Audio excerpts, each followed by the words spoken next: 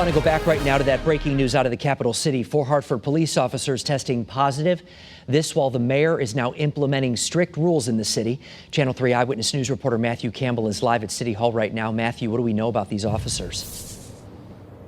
Well, Mark, 4 officers testing positive for the coronavirus, a 5th right now awaiting results of a test. And this right here is a perfect example of why self-quarantining works. And that's because these 4 officers were in Spain. This is a country that was not one of those at-risk ones just a few weeks ago. So when the officers returned, they did not go back to work. They self-isolated. They got tested. Unfortunately, it did come back positive, but at least they were not able to spread it by hitting the streets and doing their patrols. Now, none of the officer symptoms required any hospitalization, so they are all back at home, resting up and getting better.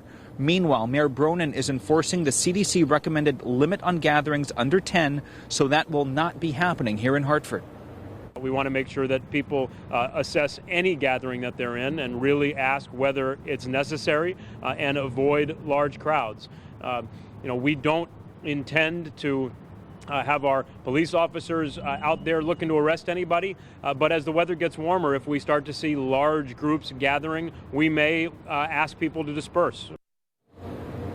So again, the latest from Hartford, 4 police officers testing positive for the coronavirus after visiting Spain. They were not out in the community when they returned. They self-isolated, and all of them are recovering right now back at home. That is the latest live here in Hartford. Matthew Campbell, Channel 3 News. Okay, that is sure.